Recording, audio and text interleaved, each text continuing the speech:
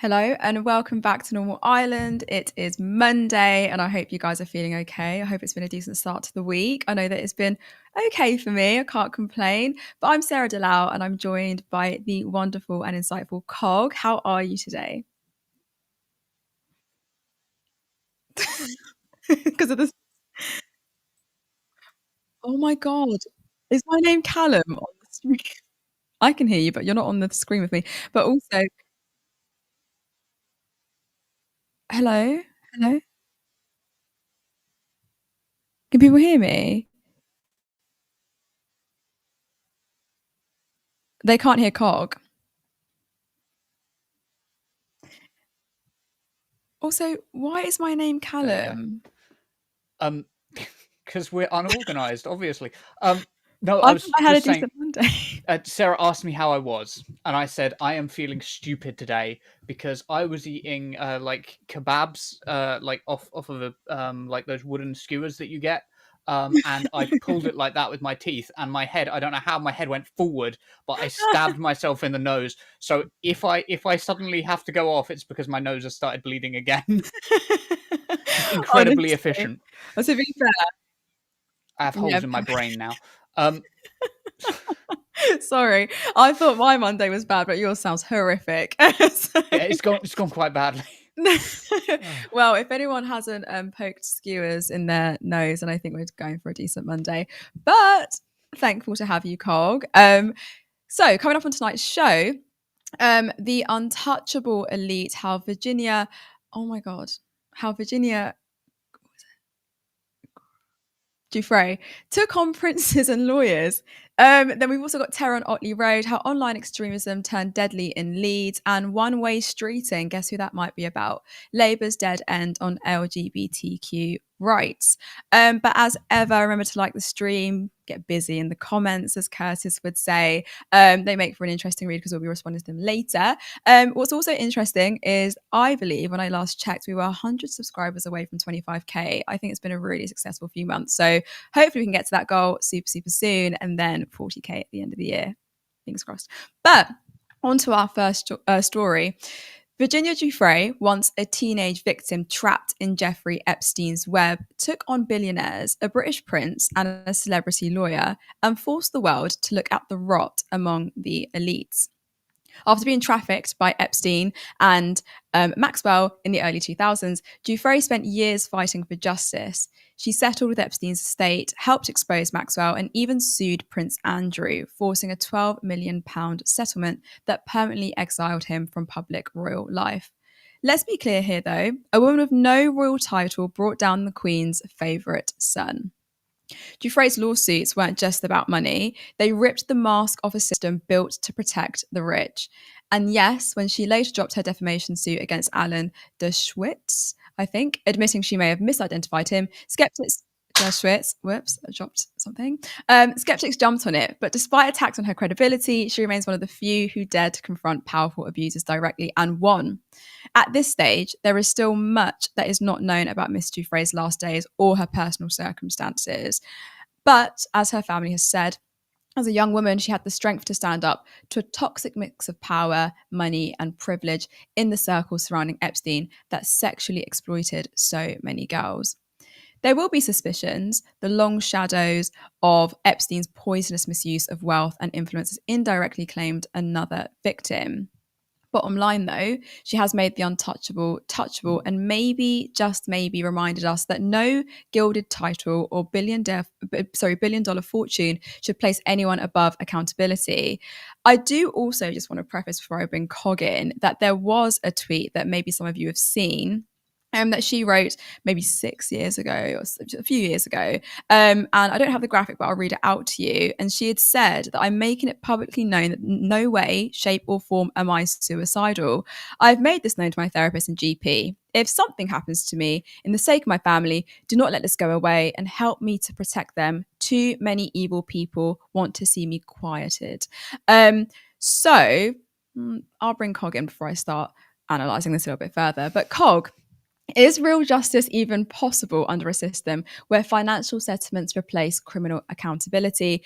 And what would a truly just outcome for survivors like Giuffre look like? Well, I don't know what justice for somebody like Giuffre would look like exactly, but I can speak to like the wider point, which is the way that our justice system has slowly and slowly got more profit oriented.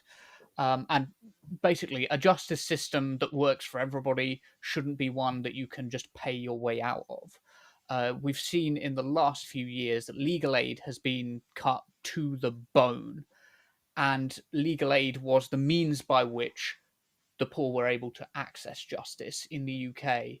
At least again can't speak for the rest of the world, so I have to speak in wide but limited terms.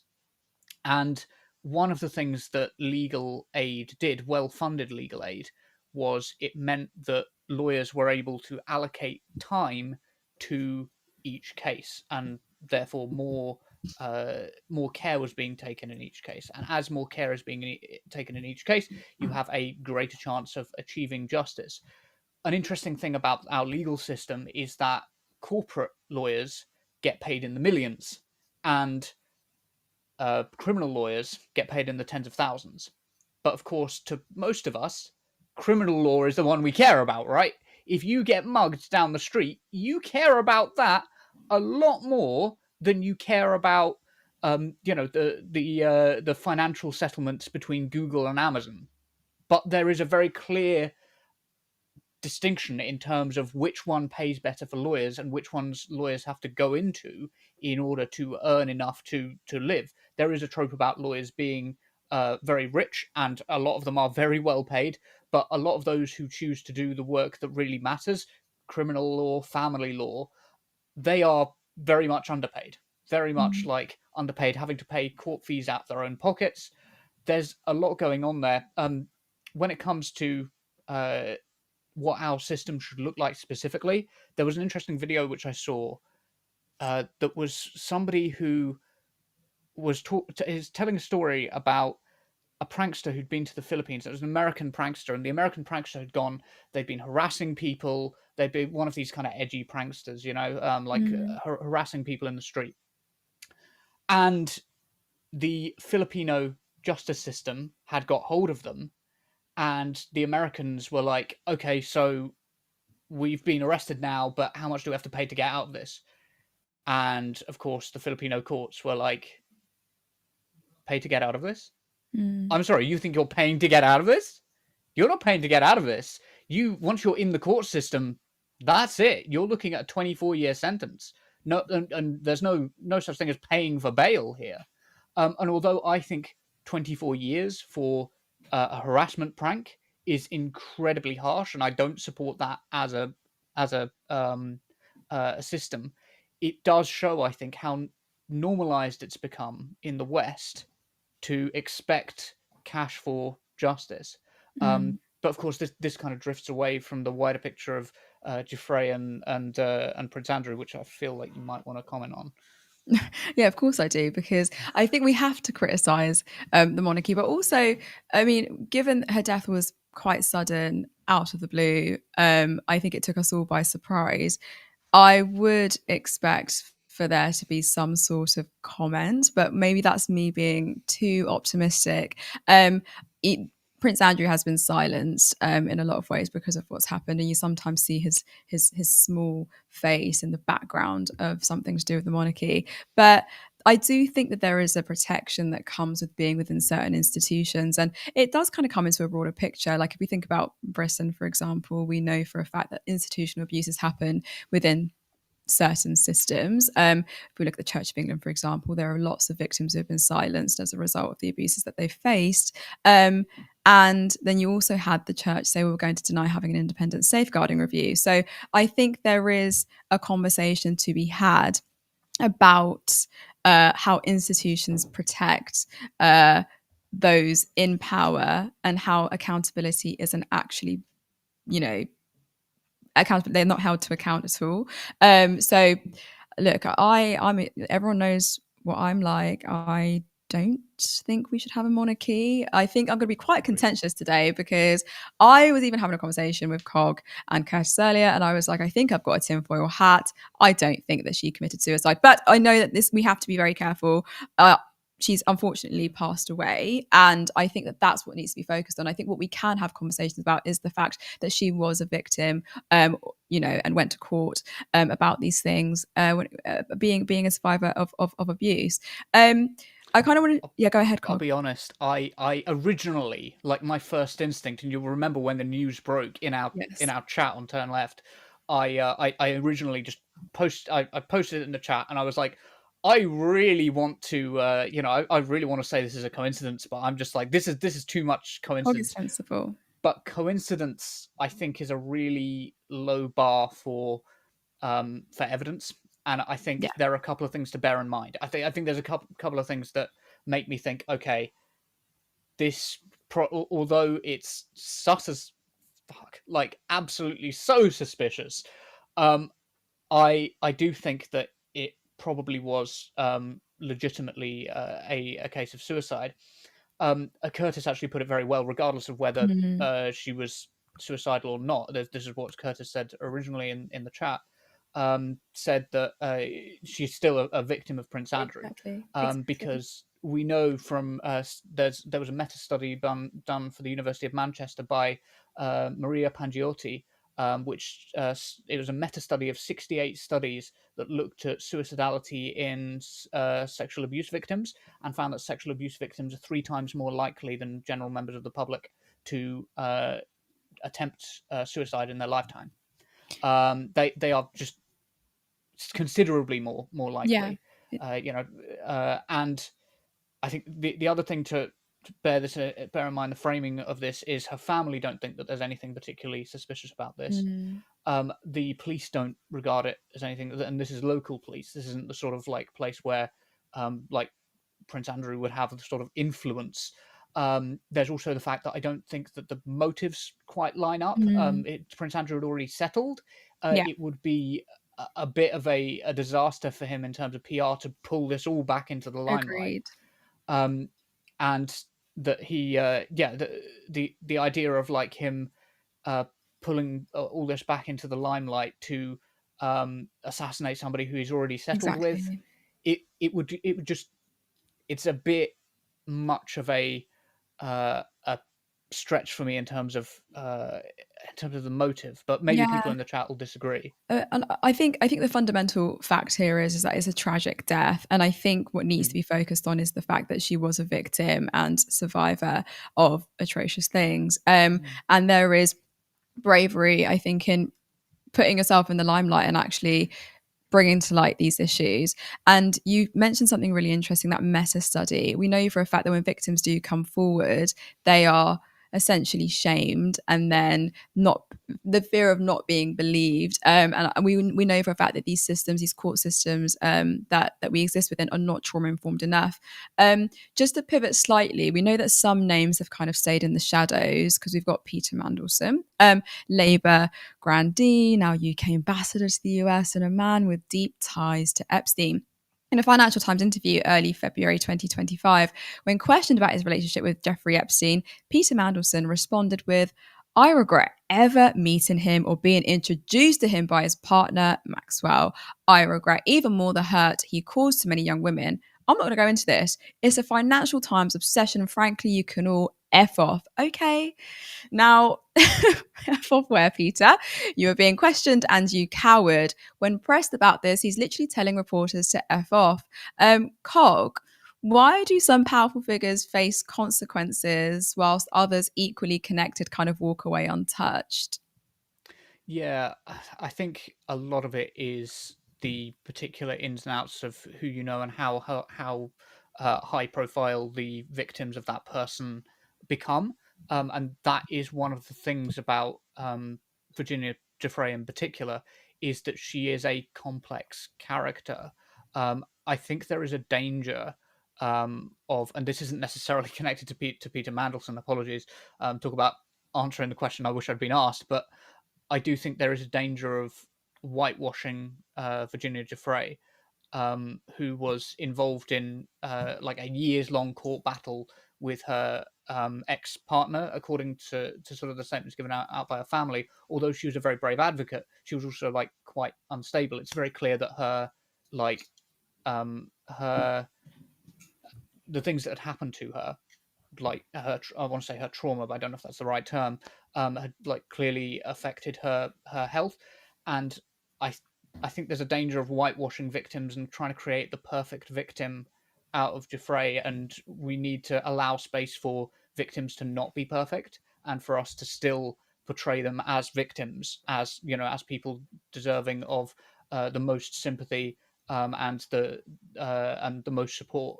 Um, and I Mm, think, yeah, perhaps uh, post court support, post conclusion support might have been one of the things that might have helped. With regards mm. to Peter Mandlesson, I mean, he's a slimy figure all round. He's so That's slimy. in my opinion, he's a slimy figure all round. I don't know if you can sue me You're for so calling him sensible. slimy, but yeah, yes, Well, I and of told course, Fiona Bruce to fuck off a few videos ago, so I need to start being a little bit more careful. No, I would agree. You are the sensible one in the group, and I need to learn from you. But I want to just circle back to something that you had said, because it is important that with stories like this, as sensitive as this, that we aren't speculative. And I think sometimes we do fall into a bit of a trap by speculating over deaths, or people throwing out these conspiracies about one's death. And I think, again, I'm going to say it again, that we need to mourn the death of someone who has unfortunately been faced with really, really tough challenges. But also look at the systemic issues that can be addressed. So there are things within our power that we can do to mitigate harm to future victims, but also put things in place that we are a little bit more trauma informed. But that was really insightful, Cog, and I'll move on to our next story. Um, on Saturday, April 26th, Leeds faced a very chilling attack when a man armed with a crossbow and firearm injured two women on Otley Road, an incredibly busy part of the student pub crawl route known as the Otley Run.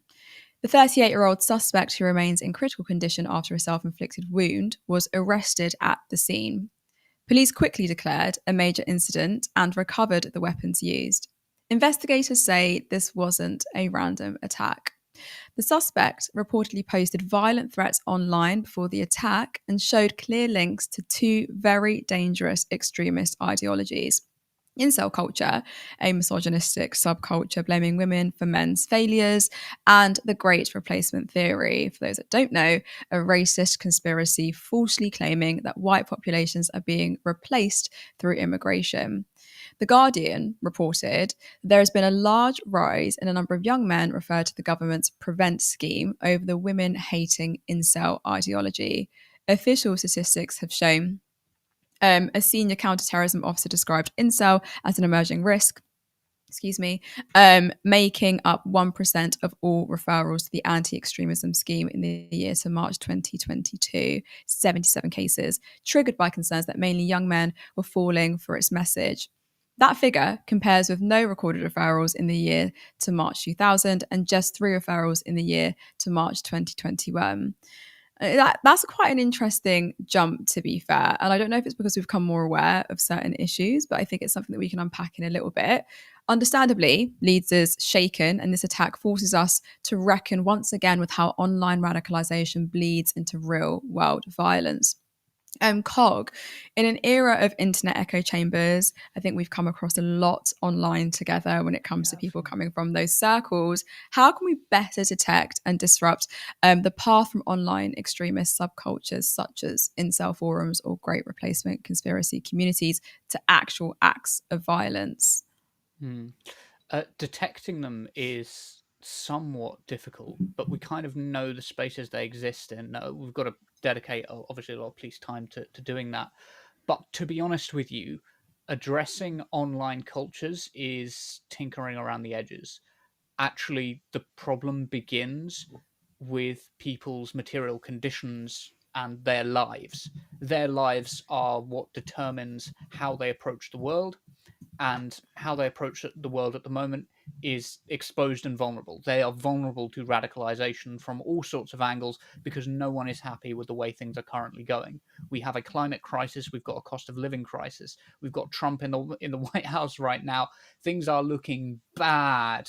You've got people losing their rights left, right, and center. You've got our right to fair trial being taken away. You've got all of the politicians in the Western world, it seems to me, reading off the same like anti-immigrant, anti-trans hymn book. And that's a world in which people are vulnerable to extremism Mm. because they're being offered nothing else. They're being told, "Hey, your lives are miserable.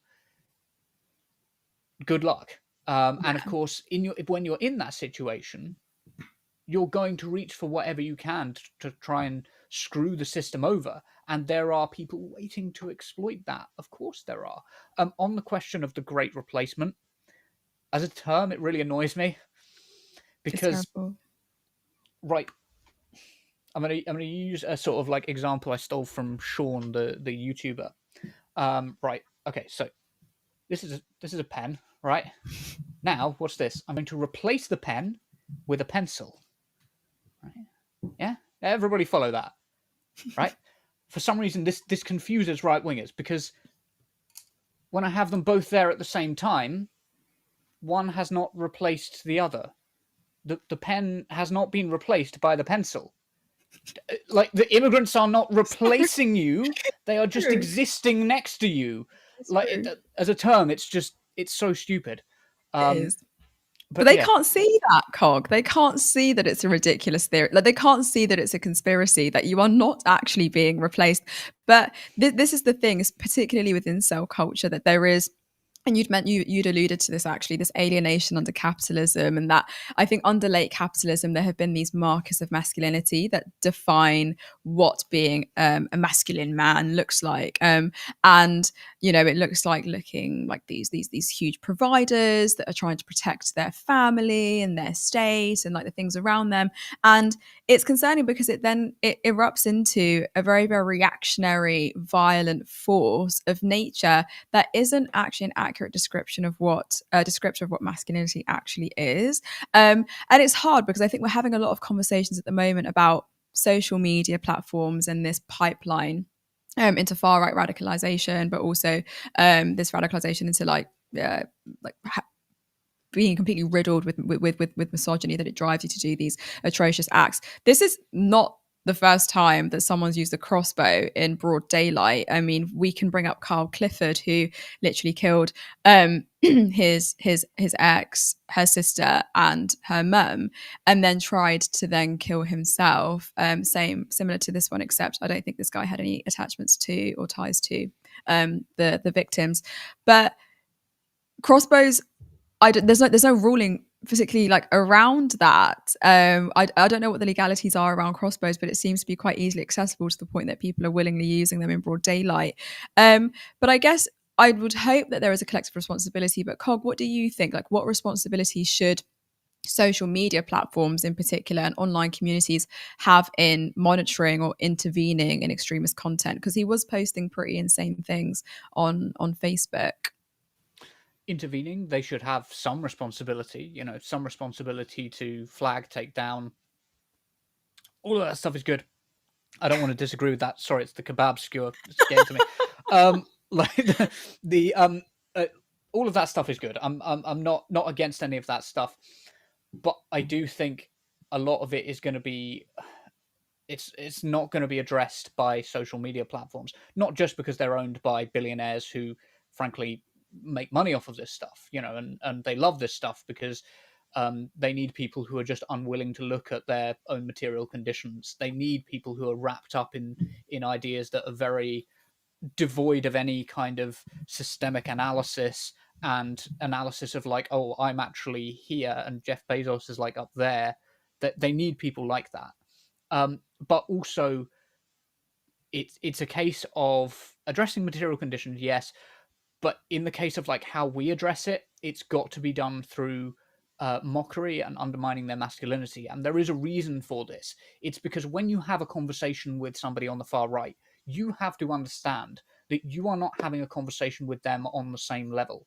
There is Mm. a beautiful quote by John Paul Sartre that I've been trying to commit to memory about anti Semites.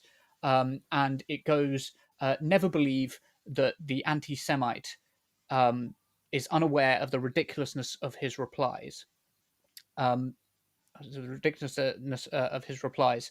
Um, he is amusing himself by hang on. He's amusing himself. Oh, so let's say I've committed it to memory. I haven't. It's okay. He's amusing himself um, because for his opponent, his adversary is required to use words responsibly.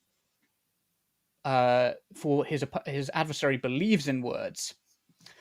Uh, the anti-Semite is allowed to play, and more than that, he enjoys playing. He enjoys playing with discourse for through the ridiculousness of his responses, he discredits the seriousness of his interlocutor. And the last bit goes, or the last bit that I can I can remember, um, goes that it is faith. Yeah, he approaches in bad faith, and they delight in approaching conversations in bad faith, for they seek not to persuade through reasoned argument, through sound argument, but to intimidate and disconcert. And it's that intimidation and that disconcertion. I remember the whole quote eventually. I don't know why it took me so long to remember it, That was but good. it's that attempt to intimidate and disconcert that is the point of the discussion for them. It Mm. is not about the reason, it's not about the logic, right? That's not the point for them. The point is to intimidate and disconcert, and the only way to undermine that is to, in the case of particularly misogynists, seek to undermine their masculinity. Because if they associate the arguments that they're making with their masculinity being undermined, it takes away their power, and their power is all they care about. They do not care that you think Donald Trump or Andrew Tate are dangerous, because that's something that they can get off on. Oh, I'm being Mm. dangerous. Oh, I'm being Mm. edgy. Oh, that's great.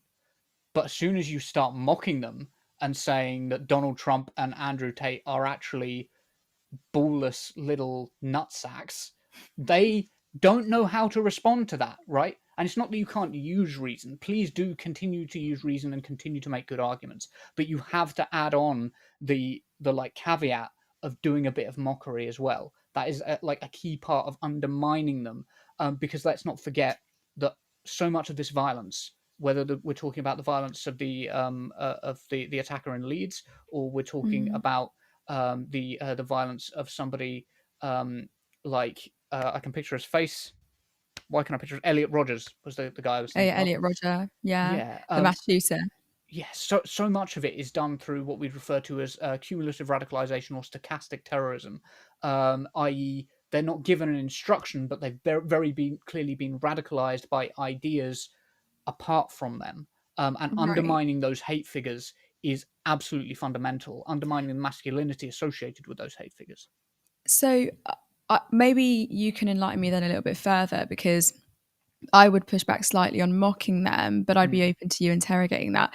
Yep. How could we possibly mock? Because we know that incel culture is not some, far fetched. It's not something that exists in isolation. It's obviously we've pointed towards, late stage capitalism, neoliberalism, like alienation being the things that push them to feel that the way that they push them to feel the ways that they feel. Would the answer not be that we don't mock these lonely men, but instead smash the system that isolates them in the first place?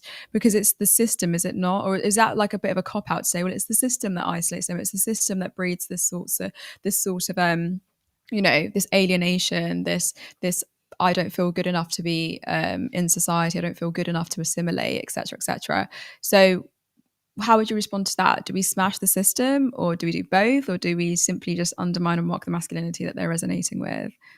You're not wrong in that you need to be able to take apart that system. But also, in this time, we are living in an age of aesthetics, and and people are like crying out for politicians and people who are willing to be mean, who are willing to, when the right wing come and they smack at your rights, willing to smack back. Like willing to be just that little bit nasty that we need from politicians right now. Like the spinelessness of people like Joe Biden and Keir Starmer and Kamala Harris has left us without a proper response from the left. And the left has a proud tradition of giving the boot to Nazis. Like, we should be giving the boot to these people. Maybe not in an actual physical sense, but perhaps in Minecraft, maybe. But no, what I mean is intellectually. Obviously, what I'm talking about is the rhetorical response. We need to get stronger with our rhetorical responses and not just give them milk toast like, oh well, we'll do some reform, or maybe what we'll do is we'll copy exactly what the right wing do. Like, no, that people are sick of those sorts of responses and want a bit of, no, actually, I'm willing to be a bit mean to you if you are going to say things that are fundamentally stupid. If you engage the anti-Semite in conversation, from Sartre's quote, if you engage the anti-Semite in conversation, you have to understand that the point of the conversation for them is not the words that are being said, but the Mhm. power that is being exchanged. Yeah, brilliantly said, to be honest. And to be fair, you answered one of my final questions. But I think my last question to you then is that we have, this government intervention scheme, this strategy Prevent. I'm not quite sure what they're preventing at the moment, because we know that violence against women and girls is a national emergency. It's happening. It's rife. It exists in our back gardens. So, at what point should such ideology like misogyny, like the Great Replacement theory, like these ideology driven attacks, be legally classified and prosecuted as terrorism? Do you think it will ever happen? Or is that a bit of a far fetched question? But I'm intrigued to hear your thoughts. No, I don't think that's far fetched at all. I think that's spot on. The I think there's a very convincing argument in Laura Bates' Men Who Hate Women about this very issue, saying that it really does fit all of the criteria that you would associate with terrorism. So, terrorism basically is any political movement by a non-state actor that commits violence against a population of people, civilians usually, in order to elicit some sort of political response. The definition of misogyny, the definition of all of the things that are associated with, like a lot of incels say that they want, I've forgotten the term, but I think something like white Sharia or something like that, because they think that Sharia law is where women have no rights, and because they don't know anything about Islam. That doesn't matter to them. But the point is they want the law to change. They want oppressive systems that they think will put them on top. By the way, these people would not be doing well in like old timey, more misogynistic systems. Like, I'm sorry, but the incel weirdo is not going to be doing great during like the witch trials. Like, I'm sorry, dude. You're going on the pyre as well, man. Which? Like, Yeah, yeah. you're right. It's just, yeah. You don't want that, but they think they want it, and it does fit all of the definitions of like a terrorist organization. But I also think we need to have better words than terrorist, because the Agreed. word terrorist is currently being used to undermine all of the most basic fundamental rights that we have, Yeah, and particularly the right to a fair trial in the US right now. And that is really agreed. serious. Yeah. Completely agree with you. And like, this is something I was arguing the other day, and I will move on really quickly. But something I was arguing the other day, a few months ago, actually. It all just blends into one. But the definition around terror and terrorism, because I feel like it's shifted quite significantly. I'm seeing acts of terror being inflicted by governing bodies, by governments, by people in power. And I think, yeah, we need to kind of shift that narrative slightly. So yeah, I completely agree with you, but really insightful, Cog. Before we move on, if you're enjoying the show, then please like the stream. And if you're not a subscriber, then hit that button. If you want to see us grow, I'm sure you do, then you can head over to turnleftmedia.co.uk/support. And there is a link to our Patreon where you can support us monthly, or follow the other link to give us a one-time contribution. I will remind you that I understand times are tough, so do not put yourself out. Alternatively, you can become a YouTube member for just 99p. But on to our final story. Well, I feel like every time I'm here, I always talk about Wes Streeting, and he's back. Wes Streeting, Labour's shadow health secretary, is under fire after expressing sympathy for a group linked to anti-trans conversion practices. In an interview dating back to 2024, Streeting stated, having met with Bayswater parents, I think that that's been I'd go so far as to say traumatic experience for some of those families. And that's really, really stuck with me. Now, this is not some neutral support group, so let's just preface that. Bayswater members have been exposed for encouraging abusive behaviour, like punishing their children for expressing their gender identity or sexuality. And yet, Streeting chose to validate their concerns instead of standing clearly with the young people who are being harmed. For those of you that don't know, Bayswater members have openly said their actions could be seen as abusive. In one instance, a parent sarcastically remarked, "Yeah, we are abusive," in response to discussions about their methods. Another added, "One day they may thank us for that quote unquote abuse." So, the backlash from LGBTQ activists was swift and understandably so. Campaigners like Katie Montgomery accused Streeting, rightly, of betraying trans youth, pointing out that conversion therapy is condemned as abusive by every major human rights body. But this isn't a one off. I think it fits into a larger pattern of Labour retreating on LGBTQ plus rights under Keir Starmer's leadership. Labour has walked back its support for gender self ID, gone quiet on promised reforms to the Gender Recognition Act, and responded weakly to the EHRC's increasingly anti trans positions. Promises made in opposition have been quietly dropped once in government. Cog, Wes Streeting is just back at it again. I think he's always on our screens with his face, but his sympathy for a group tied to conversion therapy isn't just a misstep. It's clearly a symptom of a party shrinking from its own supposed values, right? I mean, what message does it send when a Labour shadow minister meets with and validates people practicing conversion therapy on trans kids? With regards to Labour, the problem is that they're very soon going to have the sort of like political effect of going to a dance class stinking of bo, in that no one is going to want to associate with them. Like nobody. Like who is this winning over? Like reform voters aren't convinced by this. Reform voters are going, no, why would I? Like you can be anti-trans all you like, but I'm just gonna vote for Nigel Farage because he's very clearly more anti-trans than you are. The same goes for the anti-immigration shit, by the way.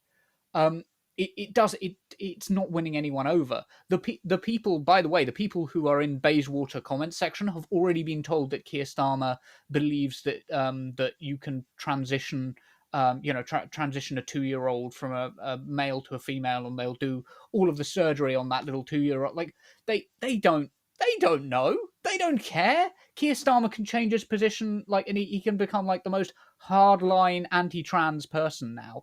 It makes no difference to them. Absolutely none. So what effect does it have on the rest of the political spectrum?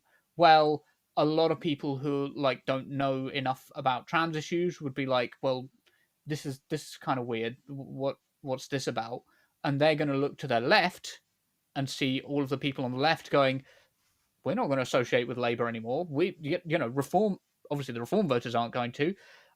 Conservative voters, there's not any of those left anymore. But like the reform voters, former Conservative voters, they're not voting for them. The left aren't voting for them. The centre are going to look at them and go, well, we're going to vote Lib Dem because Labour don't stand a chance anymore. Um, Mm. that's the political effect. As to like the Bayswater stuff, there is a really interesting book, which I hate read, because it's a horrible book, but it is very interesting, called Irreversible Damage, by a loathsome journalist called Abigail Schreier. Sorry, a loathsome journalist, in my opinion. I don't want to accuse her of being a journalist. Jesus.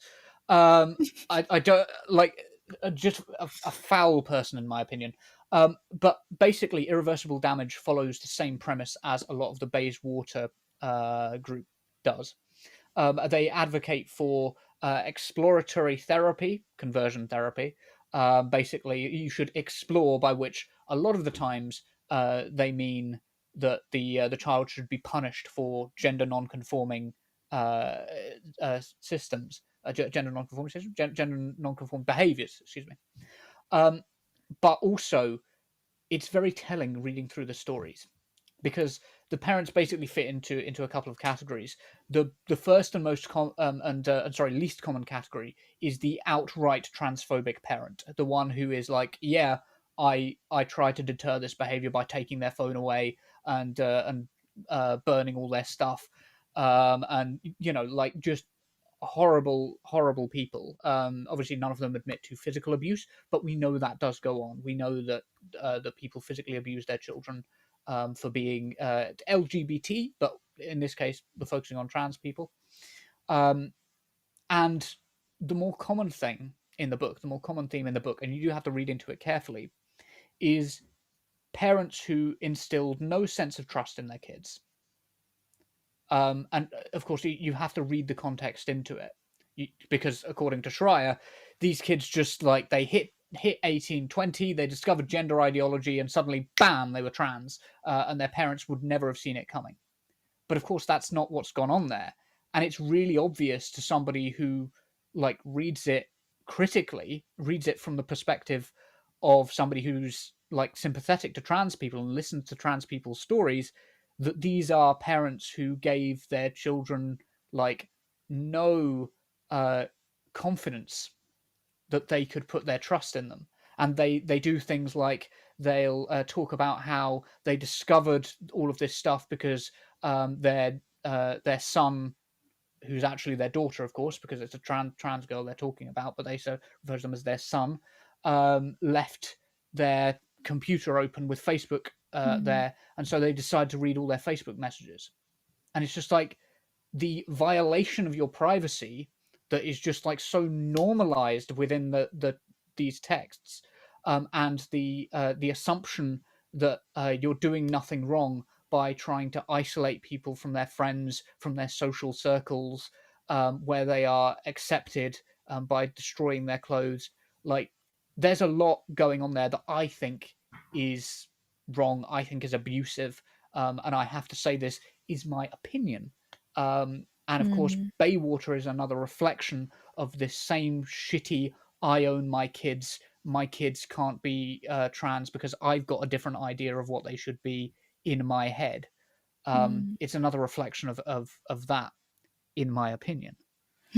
Well, in my opinion, too, that was really great. But also, it is abuse. Like you said, it's the violation of recognizing or validating a child, and the inability to recognize that their worldview is somewhat skewed, in my opinion. So I Mm. do think that when we still hear of these things happening and sympathy being given to organizations that are riddled with pretty egregious tactics to kind of like get the gay out, or like all of this sort of stuff, as though it's some sort of I don't know, thing that you can like just rid yourself of quite easily, is so asinine to me, and it's just completely egregious in nature. And I think when we pivot this back to Labour, there's clearly a lack of moral clarity. What I've found really frustrating with this Labour government is this constant back and forth with their stance on certain topics. It's like, say what they want to hear so that I can just get into power, and then I'm just going to backpedal on quite a few things. And we've got Starmer, who just wants to, I think, appease those who exist on the right by saying things that they've been trying to say for years, but obviously it's coming from a place of I don't know, not being able to listen to other people's lived experiences, not being able to recognize that there are people who have lived experiences different to themselves. So I don't know, it's a really, really weird time. But I also think that children like get to navigate this world and should be able to do so without fear of being ostracized for doing so. And I find that there is this really, really weird culture of shame that surrounds kids just trying to be kids and kids just trying to explore who they are. Like the way that you and I are, Cog, in terms of our personalities, in terms of our identities, has been shaped obviously by our experiences, but intrinsically it's who we are as well. And I think that that needs to be validated and recognized. I don't know, it feels like there's a lot of apathy in the world. But Mm. I will leave it there unless you want to say anything else, Cog. Yeah, it's difficult because in terms of what we've got to do going forward, we cannot validate this behaviour from Labour. Like, Agreed. we have to vote for the Greens, the Lib Dems. We have to vote for other parties, other left wing parties. And I say left wing. I know the Lib Dems aren't officially left wing, but they're more left wing than Labour are at the moment, Mm, like considerably more left wing than Labour are. And for a time, that will put the Conservatives and Reform ahead. Like I 100% acknowledge that that is a huge risk of taking this step. agreed. But the problem is if you don't, you end up with three Conservative parties. Yeah. If they don't think that we are willing to walk out of the door and go, no, fuck you, Mandlesson, I'm not voting for Labour, you are not my only option, they will continue to kowtow to the right wing. I actually think maybe this should just be the end of the Labour Party. Like, this administration should be the last Labour government, and that the union should throw their support behind another party, the Greens, or form their own Yeah. political party. Call it, I don't know, Labour Reborn or something like that. Just like an actual, like, Where they actually have genuine, morals. Yeah. yeah, like an actual party that's interested in the workers and interested in the protection of minorities. Because this Labour Party, I don't think it's an exaggeration to say that this deserves the death of a political party. They deserve to go Yeah. the same way as the Whigs. Yeah, no, I completely agree with you. And I think now more than ever, I'm actually really, really afraid for our future. Seeing the way that the political climate is at the moment, I've never actually been so pessimistic when it comes to the leaps and bounds that certain parties are making in terms of their popularity. And I point towards the Reform Party.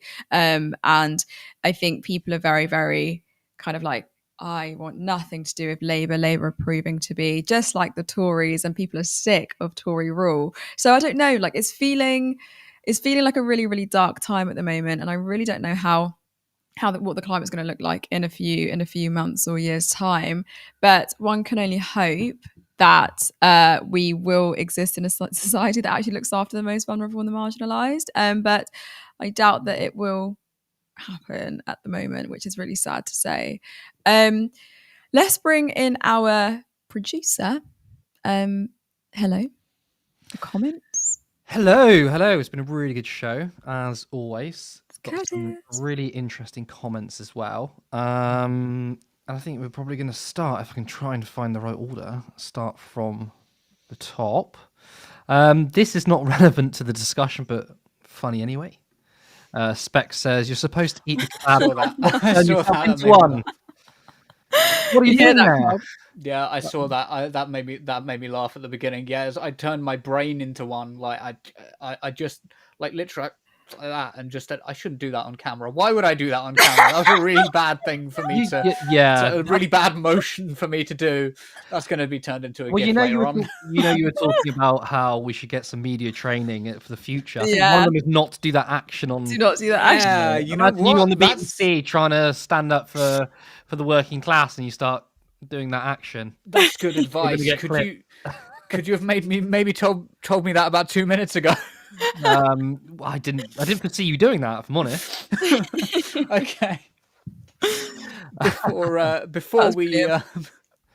before we go on, yeah, before we get too into that, and I start losing what I'm going to say, let's move on to the next comment. Becca says, I saw that Virginia was in a serious car accident. The headline said she's only days to live last week. So why are they now saying suicide when the obvious cause succumbed to her injury? That, I think, is... Look, I mean, I'm going to get to my opinion in a second.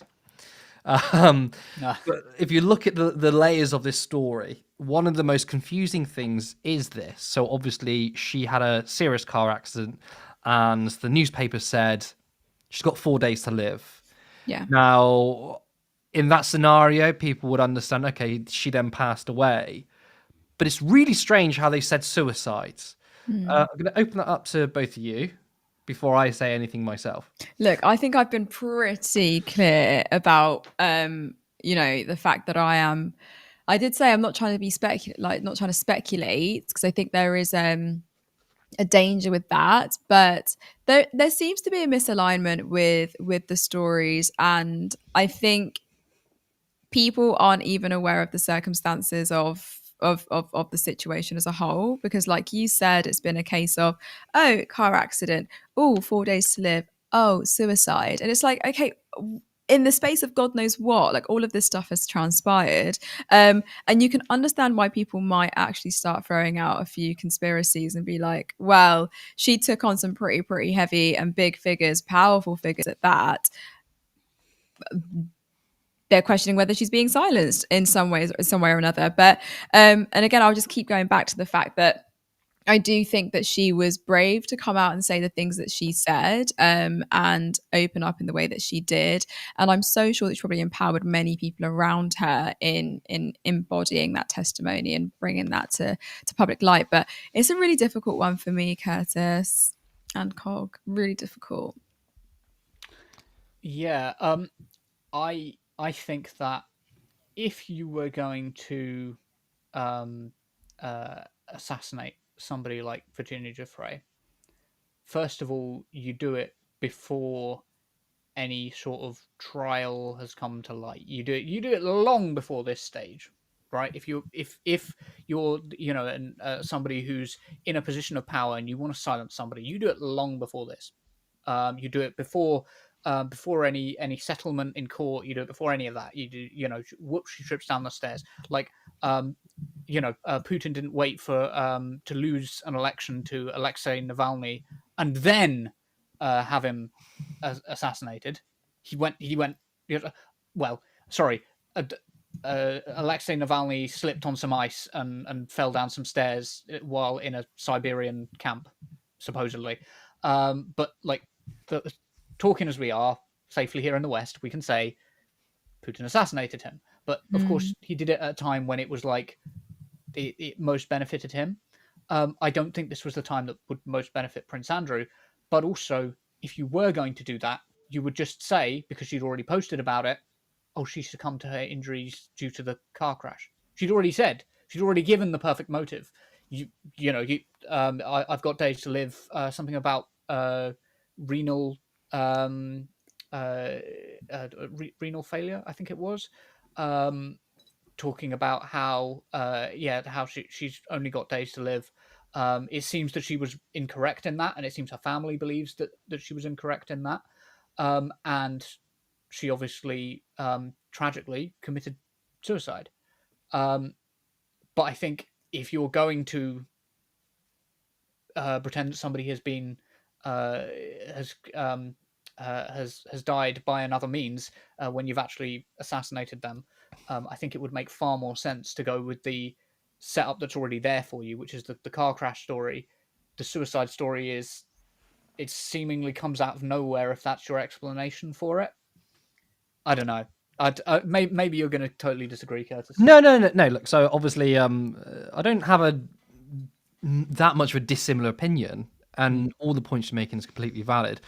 Earlier on in the show, you did say, look, coincidences are not good evidence. That is absolutely true, right? Obviously, when you watch sort of cop drama shows, they'll say nothing's a coincidence because that's just for drama. But obviously, when it comes to policing and evidence, coincidence isn't a piece of evidence, right?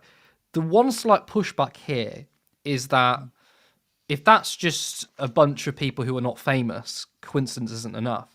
But the added layer to this is the fact that the stakes is the fact that these involve people who are known, and of course, what happened to Jeffrey Epstein. And I'm going to say it, I don't think he killed himself. Whoa, he sleeps with a tinfoil hat. We've caught one. We've got one. We've got one. No, I don't. No, I'm joking.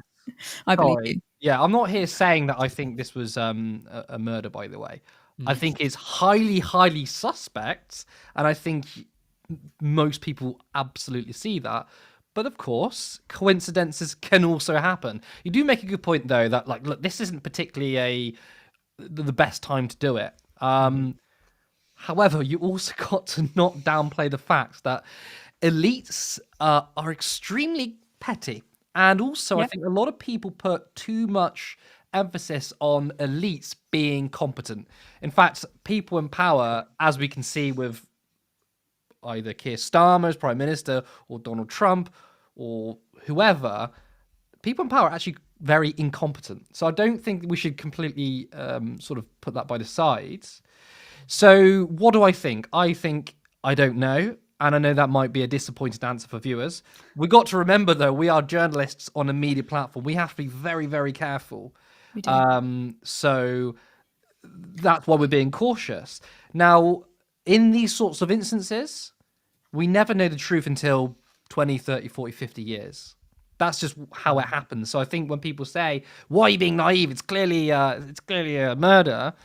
Again, you won't know, and you never find out until 50 years later. Now, of course, 50 years later, we find out she was murdered. I don't think anyone's going to go, "No way, you're joking." So, That's true. Yeah. yeah. To laugh. So look, at the end of the day, it is absolutely possible that it was a suicide. The official narrative is a suicide. And the most important thing, though, is what you brought up earlier, though, which is what I made to you in the WhatsApp group, which is whether it's a suicide or not. I mean, if it was suicide, she was still killed because the abuse she suffered, and no one should.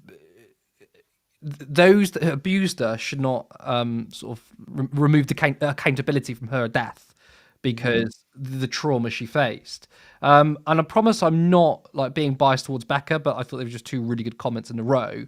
And she says, was she in so much pain that she decided to take her own life? Who was with her and looking after her after the crash? It's so tragic.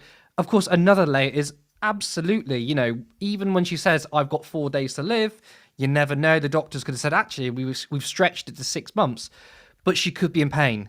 But again, though, how would she practically done it under care? I don't know. It is highly suspect, but in cases where I'm gonna use a religion argument here. Apologies. As an agnostic atheist, I used to be in that sort of sphere when I was younger. I used to say the whole God of the gaps, where without knowledge, people would fill their own narrative. And very religious people back in the day would do that. Like wind, for example. We didn't know where wind came from. It was God of the wind, God of the rain, whatever. Then science sort of explained it away. And I'm not, by the way, saying that, me personally, I'm an atheist, but, I'm no longer a new atheist. If you want to practice your religion, good for you. So we have to be careful not to do the sort of God of the gaps argument where this is highly suspect, but lack of evidence, we fill our own narrative in there.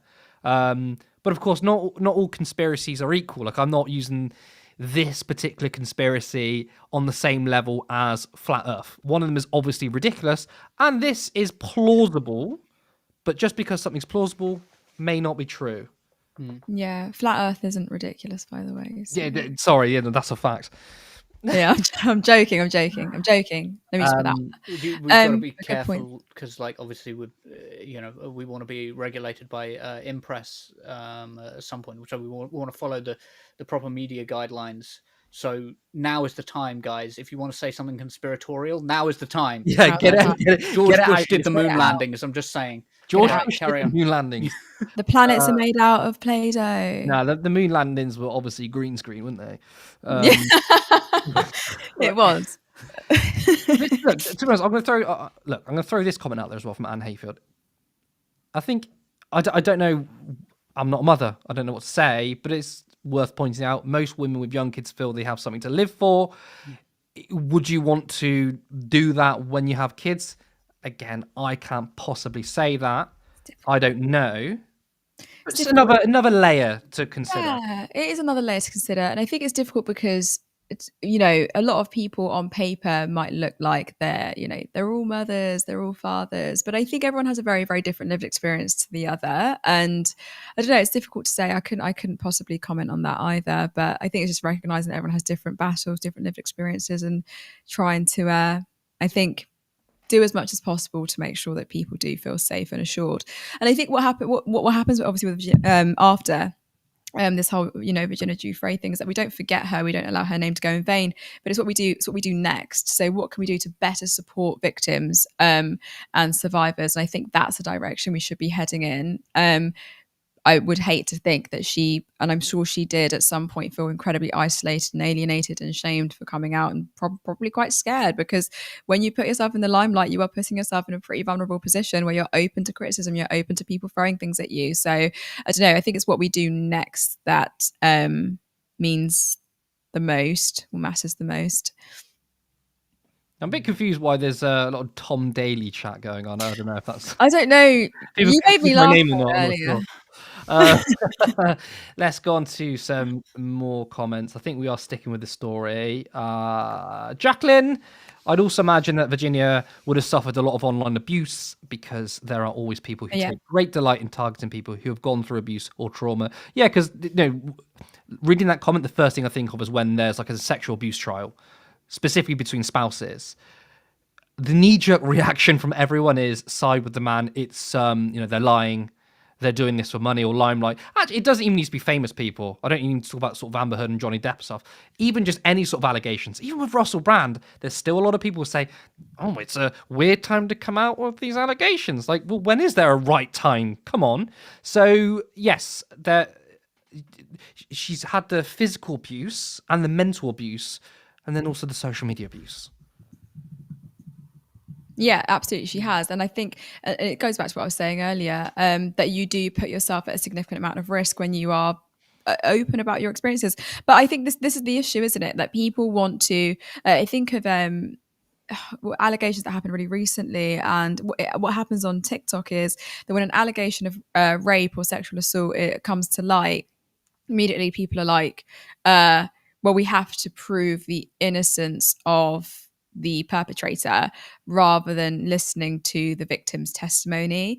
And I don't know, it's a hard line to balance on. But I think the reason why there are so many failures within the system, the reason why that the stats are so low when it comes to rape cases going to court is because of the fact that they are so scared of not being believed. So there are real issues at hand here that need to be addressed. And it's just a case of when will we actually address them, because people have been talking about it for a long time, that this system we exist within is not trauma informed enough, and it doesn't support the victims or survivors of these heinous acts enough that have been subjected to it. So I don't know, I'm hoping for change at some point soon. Don't know if it's coming. I just want to echo what I said earlier, which is that I think that there is a danger of turning Virginia Giuffre and other victims of abuse into perfect victims, or trying to turn them into perfect victims, Yeah, and therefore obscuring the story of their life. Virginia Giuffre, as I understand it, had a very complicated relationship with her now ex-husband, who she met, and by the way, who she credited with getting her away from and safe from Jeffrey Epstein. And as a result, has a complicated relationship with her children as well, who and there appears to have been some sort of some violence in there, and that's to take nothing away from her, as a victim of sexual abuse, but we should be careful not to paint her as the a perfect victim, and instead to include the bits of her story that actually add layers to make sure that we're being true to who she actually was, because of course how we characterize Virginia Giuffre impacts how we will view victims in the future, exactly. and who we are willing to accept as victims. And if we get the idea in our heads that victims are that don't have trauma, and behaviors which are informed by trauma, I feel like, and we try to whitewash them, I feel like we're going to be looking for perfect victims, which allows so many victims to fall through the cracks and never get Exactly. justice. Exactly that. I don't Yeah. know. I'm waffling now. No, quite right, No, quite really right. I great agree. points. So Andrew Wilson's comment, I feel so bad for women right now, straight men are terrifying. This is actually in reference to the Otley Run story. Now, I live in Leeds. So very, like, when I heard that story, very surprising. And you kind of laid out what it was about. So there's a place in Leeds called Otley, and every Saturday there's a big, massive bar pub crawl. It's really, really busy every Saturday. People dress up, they have fun. I've done it before at the right age of 30. Oh, I think I was 31 at the time, and they struggled to keep up, right? Yeah, but it's where a lot of people go, and clearly that was targeted because it was targeting young people. But look, straight men are terrifying. It's true. I mean, this the sort of take you say on Twitter, and you get a bunch of right wing accounts saying stop blaming men, or it's all it's or when men say it, it's men hating self hating people. But there is a common denominator now.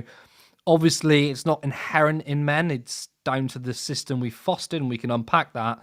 But yes, straight men under this current system are being manipulated or manufactured in a way which makes them the biggest perpetrators. And of course, we feel bad for women. They are. They are. I mean, it's like there's no deny. There can be no denying this that um majority of perpetrators are men towards women and girls. The majority of perpetrators towards men are men. So there's no denouncing that fact at all. But yeah, I can't even add on to that because you're absolutely right. And I do think it's a frightening time for women and girls. We are literally existing within an endemic. I don't think there's a day that goes by where I don't hear that an act of violence has been inflicted on a woman or a girl. I literally read an article today about uh, a girl being harmed. And I won't go into details because I feel like it's been quite a really dark Northern Ireland today. But I think it's important to talk about these things because these are clearly systemic issues. These are clearly structural issues that need to be addressed. And there's clearly a lot of change that needs to happen. Why is it that women are feeling so unsafe? And it's because we're not holding people to account. We're not holding men to account. And I have this argument all the time. I do say, and this might completely ruin me, but I do say it's all men, and I say to people that respond to that with but it's not me, it's not me. I'm like, no, I recognise that there are good men. I know there are good men out there, but to be good doesn't mean to be silent. I'm so tired of people staying silent in the face of adversity, in the face of tragedy, and I do think that to be silent in the face of this sort of stuff does render you complicit. It was only the other day when someone had said that, well, you can't stop rapists from raping because it's something that's innate. And I was like, wait, what? It's not something that's innate. You're then excusing a perpetrator's behavior by completely removing the fact that they have choice to inflict harm. They make a choice to inflict harm because they want to exert power and control. And the fact that that wasn't recognized meant that they weren't moving towards a direction of wanting solutions. So I think that's an example of the patriarchy also being against men, because that person is saying that men are innately evil, and that is not the case, right? exactly, We are human beings made of the same stuff, right? We exactly. are emotional beings, and there is no reason to believe that any gender or race has a certain trait. It doesn't. That's not the case. But if a system is created in which creates an environment where men are pushed to have this kind of behavior, because I maintain all of the time, right? And this is actually I think the real feminist position, which is that men are also victims of the patriarchy. And we should recognize that, because toxic masculinity isn't good for anyone. It's clearly not good for women, but it's not good for men either. I was actually scrolling Twitter. Look, I'm very Twitter brained. I go on it every single day. It's one of my flaws, I think. But I saw two pictures actually of Ollie Murs, right? And you can clearly see this is a new grift, because all the blue tick accounts, the right wing blue tick accounts, are sharing the same thing. But it's a picture of Ollie Murs from a few years ago, who looks, by the way, fantastic. He's in shape. And then there's another picture, it's like side by side, and he looks incredibly ripped, right? And your body, you do whatever you want, good for you. And then someone did a poll, and it said, look, identify if you're a man or a woman, and then say whether the image 1 or image 2 was better.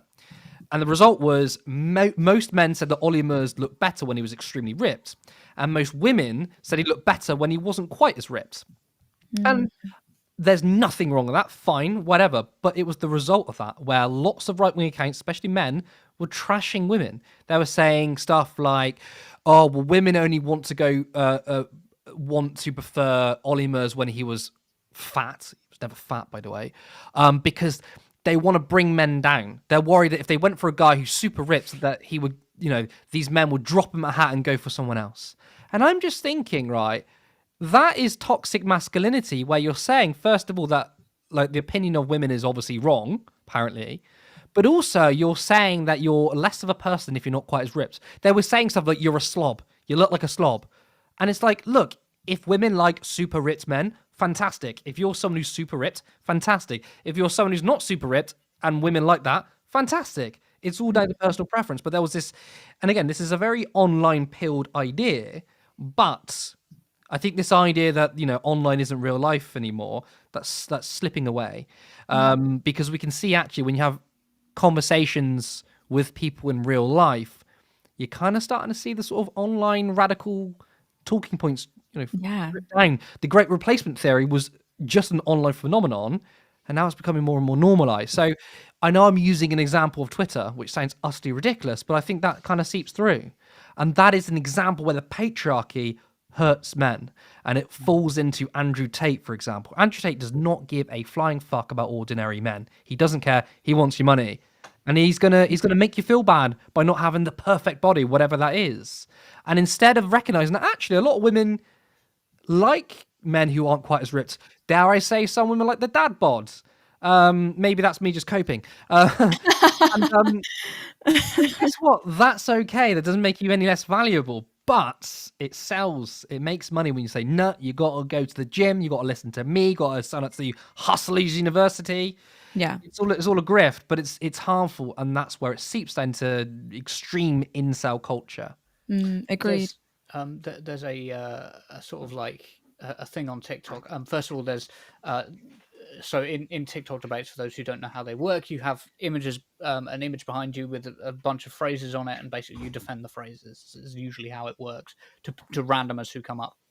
And one of the ones I agree with is obviously it's all men, because I view that statement, the it in that statement is not all men are violent, all men are rapists. That's not what the saying means. The it is the perpetuation and collaboration with systemic violence in a way that upholds oppressive systems. But the one I disagree with, that I come across quite a lot, is actually the misandry doesn't exist one. This is an interesting one because, and not for the reason that most men disagree. Most men will disagree by going, no, it's just the same. Like when women do feminism and men do misandry, this is the same thing, because they think feminism is just like hating men. What they don't understand is, of course, and the reason that misandry does exist, but not in the way they think, is that misandry is ultimately the attribution of negative characteristics down to biological essentialism to males and men. Like that is what misandry is its core. And Andrew Tate and people saying that men are innately violent, Curtis is exactly right. They are the misandrists. As far as misandry exists, which I don't, I'm skeptical about the idea of misandry existing on a systemic level. I think that misandry exists perpetuated by anti-feminist men. Like anti-feminists are the biggest. I mean, I do Point. think that misandry does exist on a systemic level in a way, not on the same level as misogyny, and in a very different way. But I think that is where, like, in my opinion, how misandry is institutionalized is through economics and neoliberalism, which is why I sort of linked to Andrew Tate. That Andrew Tate is like the perfect encapsulation of Thatcher's kind of person, hyper individualist, and I think that. I mean, it speaks more to men than women. You're more likely to find collective sort of viewpoints from women and marginalized groups than white men, for example. And I think that's exploited. And if it's a way, if it's like a money making machine, if it's a way that Andrew Tate can create his whole career, then I would say it's kind of institutionalized in the way. I think it's part of the system. And again, it's not on the same level, maybe. No, it's certainly not on the same level as misogyny, and it has different forms. But I do think it's part of the system. I think a great point was made, because actually that shifted my perspective slightly, and it was Cog's comment about what I envisioned to be a misandrist, because I think for so long I thought, and this is probably so naive of me, very surface level, that misandry is something that could only be exerted from women or femme presenting people, when in actual fact the biggest misandrists that exist are people who stereotype all men as violent or useless, or Yeah. render men or believe men are inherently bad or evil. And that is something that is absolutely perpetuated by anti-feminist men, the ones that say, as a reaction to it's all men, well, it's all women. Because I think we know that misandry does exist, but it's on a very, very, very different scale in comparison to misogyny. it's not the same in scale, structure, or impact. So I think that's the crucial difference. I think maybe I need a little bit more convincing that misandry is systemic, but I think I'll have to do a little bit more reading into that.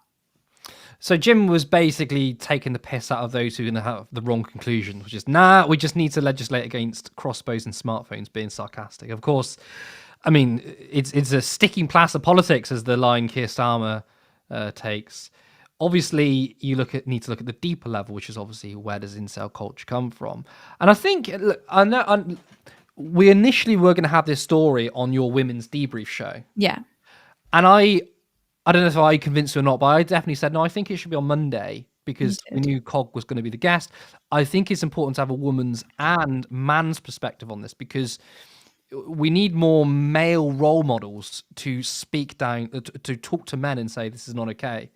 Unfortunately, I think maybe young men are more likely to listen to men, but also having a positive role model is good. Well, like Hassan Piker, for example. I think he generally is quite a positive role model. I don't know what you think about that at all. And I also think as well, I mean, I'll probably go into it, like how young men feel at the age of 9, 10, 11. I mean, I certainly had probably quite, I wouldn't say reactionary opinions, but, think about a 10-year-old boy. He's not going to be super progressive, super woke, is he?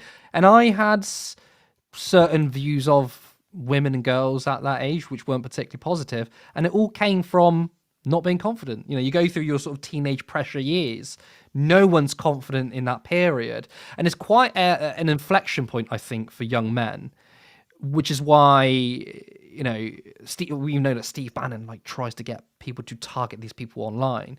The ripe age of 10, 11, 12, 13, when you're going through the period of not feeling sure about yourself, your identity. Some people hit puberty at different times. You may feel a bit left out. Some people are getting into relationships and you may not be. You feel very insecure. And then when someone comes along and says women are the problem, it's very, very appealing. And I'm confident saying that most men would have definitely gone through that period. Some of them don't grow up and then continue into their adulthood and blame women. Most of us grow out of it. But I think it's a part of a young man's life that that insecurity does start to push you down this. I mean, the insecurity itself doesn't push you down this pipeline, but those there waiting in the sidelines, like, yes, your insecurity is women. And it starts at a very young age. I fully agree. It's fine to point people towards general role models. Absolutely. I mean, Pedro Pascal comes to mind. Yeah. That's great. David Tennant. David Tennant, good Yep. shout. I would also Wasn't the point best doctor though, towards. just saying, but I would also point towards Matthew Hussey actually as somebody who's Yeah, a positive, like a positive influence on men. He's he's I don't want to say female dating coach there, a dating coach for women. Just picking up the language of the incels, Jesus. And I'd point them towards him because, of course, viewing it from women's perspective is really important if you are a yeah, young guy absolutely. who is looking to understand the world of dating. Look at what is advertised to women because that will give you an idea of what women are buying into. And but the point I wanted to make, sorry, was not to point necessarily to individuals. It's fine to do that, but we should also point to organisations. I want to highlight the White Ribbon Campaign. The White Ribbon Campaign and the Good Lad Initiative are charity organisations that run workshops with young men on helping to foster positive masculinity and prevent violence against women and girls by essentially taking red pill ideology, and in these workshops what they do is, rather than going, no, you shouldn't believe this, you're stupid for believing this, they go, okay, let's take that idea and then let's run it through to its logical conclusion and see if it still works, right? Let's just take this idea and run with it, and see if it still works. And through the workshops they used to talking to young men, and pushing back against these narratives. That's the White Ribbon Campaign and the Good Lad Initiative. You can donate to either of these, and it It's a will have a really real good practical shout. impact. Really good shout. And representations that positive masculinity exists, because I saw a comment that said positive Mm. masculinity does exist, and we recognize it exists, and hence why we are, I think Cog has wonderfully put that there are amazing men out there that do positive things, that want to create safer spaces for boys and men. Curtis has also recognized the patriarchy does harm men. We know that men commit suicide a lot more than women. We know that men do not go seek medical help, do not take time off work because they feel like they have to fulfill certain tropes of masculinity. So we recognize that. But I think it's also important to recognize that Cog and Curtis have pointed into really, really great directions there about where you could signpost boys and men around you and where you could donate. I mean, there was someone in the chat as well saying about like not all men did that, and I think to talk about not all men is, I mean, first of all, it's enough men, right? I think that's one. But I think the more convincing argument is, yeah, but speak to a woman, and almost every woman has a story about a man either doing something very, very criminal, or maybe not criminal but creepy. I think every woman has that story, and I think that also. I think I lost my point. I'll let you speak, Sarah, because I lost my Sorry. point. No, sorry. That might have been me. Oh my God. Got a fly. Sorry. Yeah, it scared me because my window's open, and it's attracted to the light. But when it comes to not all men argument, I say this all the time, but I always refer back to the ACAB, like all cops are bad, all cops are bad. Like we recognise that all police officers are bad people and that they abuse their power, but they certainly exist in a system where that allows that power to somewhat be abused, and some do nothing to change it. Generalizations like it's all men matter because they provoke thought. And so whilst we know that most men don't contribute to toxic masculinity in any large way, they also don't actually fight against it. So it does kind of thrive by default in one way or another. So yeah, I think that's the way I kind of view it. Because I'm still sort of reading the chat.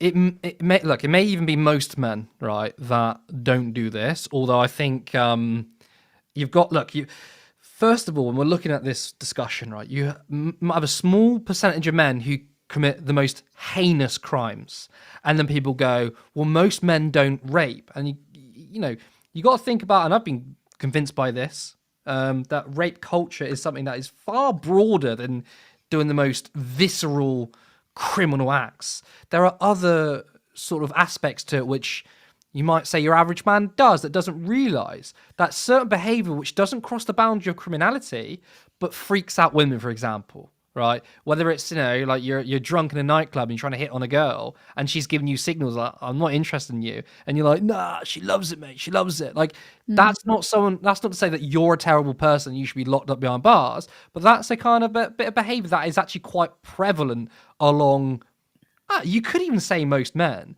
Now, this isn't about trying to demonize men. It's about saying, look, let's reflect on our own behavior. And I think when we say, look, there's a problem among men when it comes to harassment and sexual abuse. If your first response is not all men, I see that as a problem. If your first response is, that is terrible, what can we do to change that? That's a green flag. If your first response is not all men, now you may have never done anything wrong, good for you, but in and of itself is kind of problematic, because women are saying, look, we are in danger, and then you explain that to men and they say, yeah, but not all men. That's not what people want to hear, and it's also not going to fix the issue. So it's not I recognize it's not just looking at sort of positive male role models. It's also looking at the average man and their response to when we see this. And I do think that instead of self-reflecting on our own behavior,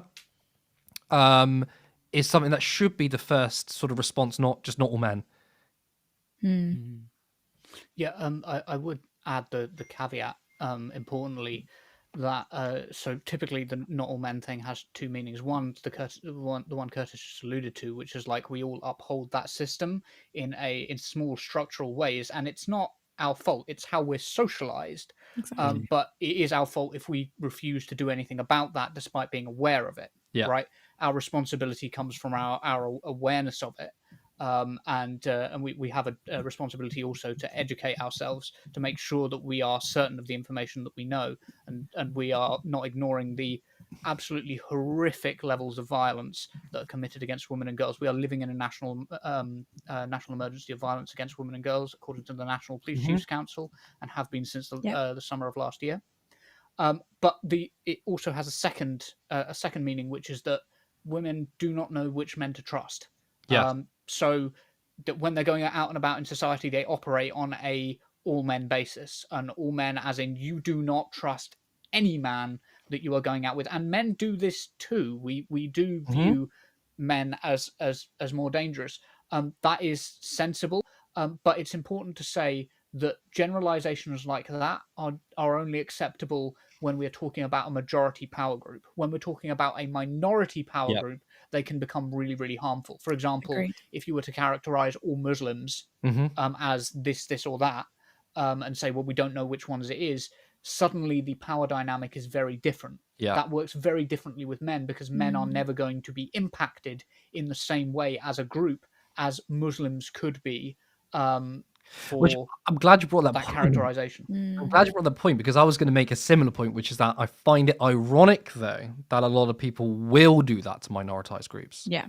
So we'll say, look, like if you look at the amount, if you look at the culture within men, there's a huge problem here. It is a national emergency, and that's kind of played down, but are happy to really quickly scapegoat Mm. immigrants and Muslims or trans people. So I find that quite ironic. Um, William's comment, I mean, it's part of this broader conversation that YouTube is pushing far right channels. Not just YouTube though, all sort of social media Yeah. outlets. The algorithm pushes right wing content, right? And I think there's actually two different facets to this. One, it's kind of been deliberately pushed in a way. But there's also another way where naturally right wing content gets more traction. And the reason why is because right wing content is more outrageous. It's becoming more and more outrageous. The claims are way more outrageous. It's more clickbaity. And I do think that what you're getting is billionaires owning outlets that are happy to see right wing content being pushed. And then the algorithm also favors right wing content because, you know, when Donald Trump says they're eating the cats and dogs, that's a crazy thing to say, but people are interested. And I think there's an incentive from the political right to come up with more insane things. You look on Twitter, again, I'm sorry it's Twitter again, but you look on Twitter and you know half these people saying the batshit crazy stuff do not believe it. They know that themselves, but they know it's going to get comments saying, "You're crazy. What are you talking about?" Because it's content farming. So that's also part of it. You have to look at. I think a lot of right wing content is a lot of it is grift. A lot of it is they don't believe it themselves, but they know it's going to get clicks. It's going to get views. Specs, look at all the different dudes on turn left, all mask coded in very different ways. That made me laugh so much because we got an email, oh god, 6 months ago, saying that the Yeah. men on turn left were not masculine, and look, they were saying they loved the show. By the way, they weren't like attacking us, but they were saying, you know, why aren't you a bit more like Hassan Piker? Maybe go to the gym. And so I found that quite funny. But Specs and Natch, you know, I guess we're quite masculine in their own way. That's Yeah. I mean, I find that quite interesting because, like this does this not? And Specs actually raises quite a good point there because I do think that we have positive representation of masculinity on the show, but it feels like sometimes we get the odd troll here and there saying that you're not manly enough and all this awful stuff, like, as though masculinity is prescribed or should be within this certain box. And I think that's part of the issue, isn't it? So there's a comment that actually popped up that I would like to respond to. If you want to Go respond for to it. it, you Can I absolutely show can. it? Yeah, go for it. This I thought it was going to be that one. Yeah. Yeah, this one's quite interesting. Just blaming men is an effing cop out, and people need to actually address the real problems. And to that, I'd ask, what are the real problems? Because I think the real problem here is that what we're seeing is a shift of accountability. That people aren't willing to confront the uncomfortable or hard truth that violence against women and girls is perpetuated predominantly by men. And I think that's part of the problem here. If people can't recognize that perpetrators of harm are men, then I think we're not gonna find real solutions to this. And there are plenty of solutions that we can adopt when it comes to tackling this issue. And one of them is holding men accountable. And I don't think that we should shy away from that. I mean, I do want to say to Mr. Deck Predator, that's listen to what we're saying, by the way, because they're saying just Yeah, blaming all men is a which is fucking not cop what we're out. doing. We're not even doing that. We've just talked about the system, right? Look, go on a liberal channel, Neoliberalism. and they might say, "Oh, men are inherently bad" or whatever. Yeah. We're categorically saying that's not the case. We are saying that there's a system in place which also harms men, right? The average man is also harmed by the patriarchy. We're not saying we're just blaming all men and that's it, because that would be a cop out. We're saying, look, we have a society where there is a very prevalent culture among men, which is dangerous, right? But we're not saying that it's in men's DNA. We are saying that the system is set up and we need to change the system. So that is us addressing the real problems. And that could be through social and I also think economic issues too. So, I mean, look, Deck, you're just completely wrong about us. We're not ignoring it or copying out. We are directly addressing the issue. Whether We you want to are. listen or not, Deck, is another story. And we've looked at how isolation is kind of like pushing this and how Mm, isolation is actually bred in the first place. We're talking about late stage capitalism. We're talking about neoliberal ideas. We are discussing the broader structure here.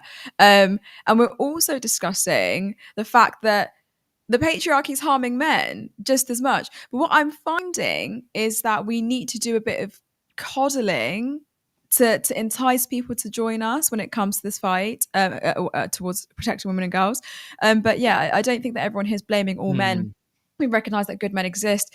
Cog and Kes have listed some incredible men, and I think incredible men work at Turn Left, who represent great forms of great tropes of masculinity. And they pointed to great organisations as well. So I do urge you to really listen. I mean, look, I just sorry to cut you off. I just can want you to say bring it's that comment back up again? Sorry. yeah, please. Uh, Where is that? but carry on with what you're saying, or Can is it you? related to the new comment? It was related to the new comment. So do you want to Oh, respond to the last one? yeah. If you wouldn't mind, I can bring it up. I have oh yeah, of course, Sarah's the one who put it up. Of course, I forgot that. So like, I just want to be, because it's worth saying that first of all, acknowledging men's behavior is not blaming men. It is not turning them into innately bad or a stereotype. That is just acknowledging the behavior that men exhibit. And what we're trying to do is further than that, examine the reasons for that, and examine the system behind that.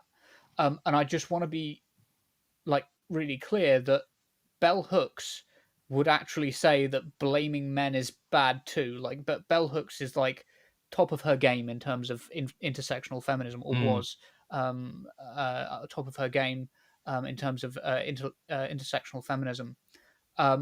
And in I think it was in Feminism Forever is for Everybody. I can't remember. It might be in I, a Woman. But in one of her books, she explains how um, early feminists' obsession with characterizing men as the problem instead of patriarchy as the problem essentially blinded them to um, the other privileges that they had. They were overwhelmingly class privileged, very very rich, and very very white. And so black women and um, working class women were left out of feminism and feminist movements for many, many years on the basis of blaming men. So we don't blame men, we blame the system, which is the patriarchy, but we don't shy away from holding men accountable for mm. their behaviors Mm, in amongst that. I just, yeah. good Yeah. point. Well, that's why I wanted to bring up Becca's comment here, because to further prove that we're not just doing a cop out here, I think this is important. We're going to discuss it. Becca says, I don't think we mock lonely men. We show them we don't respect the act of the strong men they admire. It's showing them in a different light. And this is in response to what you were saying about how we live in an age of vibes. Facts don't matter anymore. Our political opponents need to be embarrassed. No. And I completely agree. We've had so many offline conversations about this. How don't paint Donald Trump as dangerous. He is dangerous, but paint him as a loser. Paint Elon Yep. Musk as a loser. That's worked wonders, by the way, for people turning against Elon Musk. It's because he's a loser, pathetic. That's really important because people want to be with the popular, and people see danger's kind of cool, right? So you make these people pathetic. Now, I don't know if Becky wrote that comment exactly at the same time or similar, right? This is obviously mostly about powerful political leaders. I would agree here that we don't mock lonely men. Now, I do extend a small level, but a level of empathy towards incels. Now, not towards incels who've committed crimes, obviously, or have done bad things. You absolutely criticize it and attack that. But if, and this is my personal belief, you're welcome to disagree. If an incel says something not good, I do think immediately attacking these people who are already quite lonely, already quite depressed, will only push them further into isolation. I do think we probably, as a society, can extend a little bit of empathy to show them that you matter as a person. Those that are telling you that women or whoever are wrong are using you, and your life is your life matters. Because I think a lot of this incel feeling comes from that they don't matter, and Yeah. it's the recklessness. Their actions become from recklessness because they just do not care.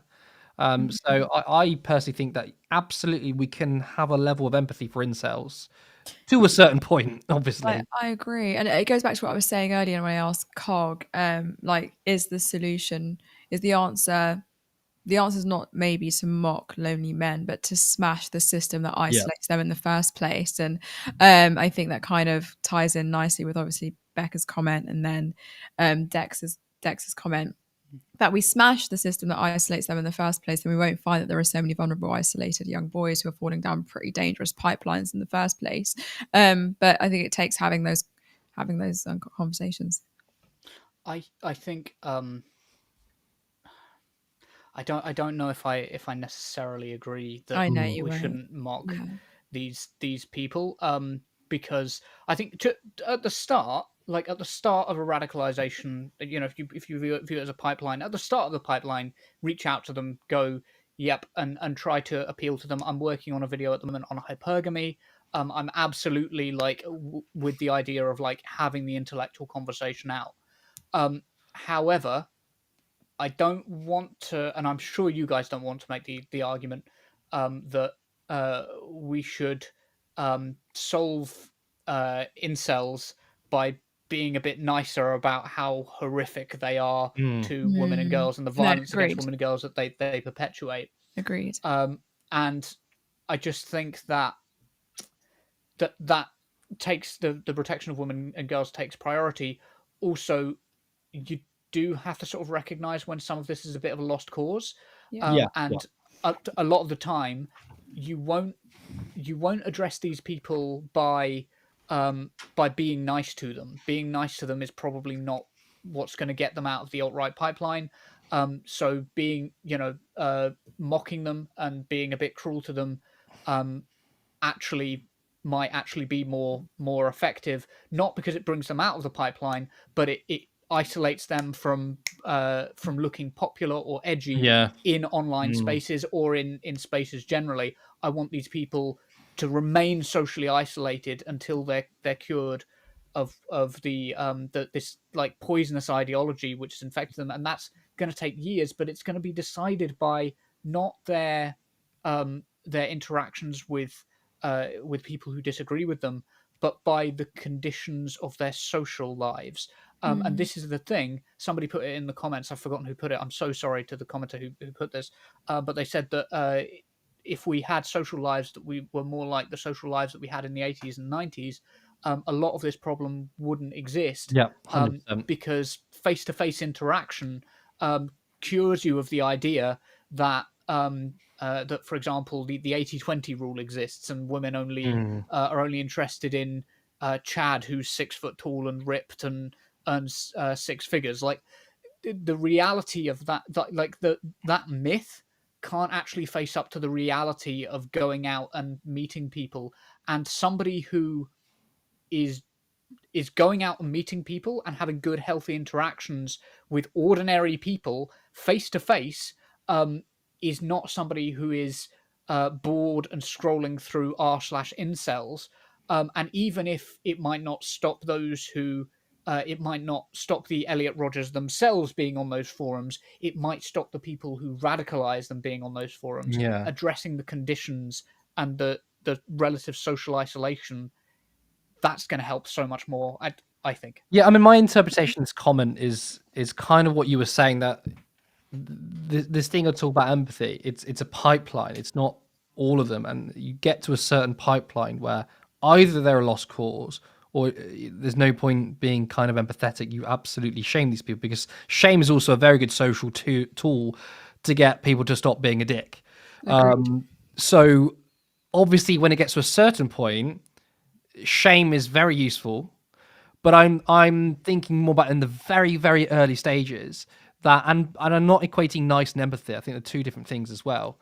When I say empathetic, I'm not like, oh, you poor boy, not that, but I mean as in like not to immediately shut them down and say like, not even bother discussing or debating with them.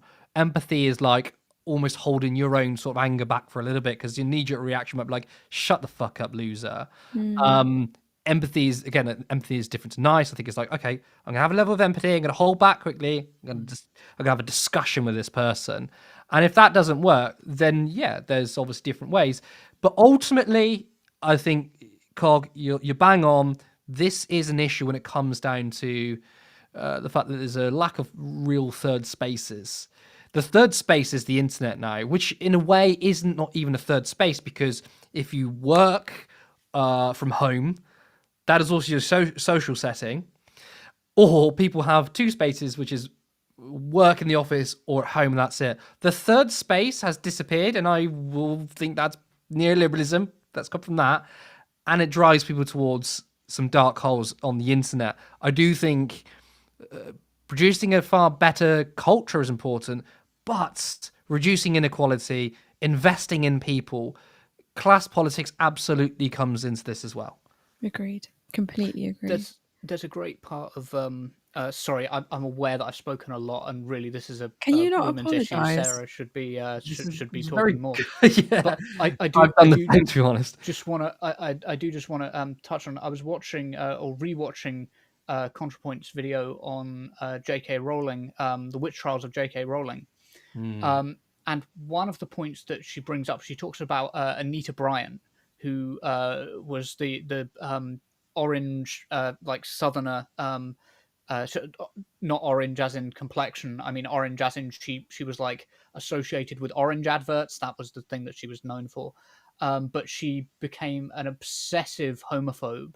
And like throughout the 70s and 80s, I think it was, she was the voice of the Save Our Children from homosexual propaganda.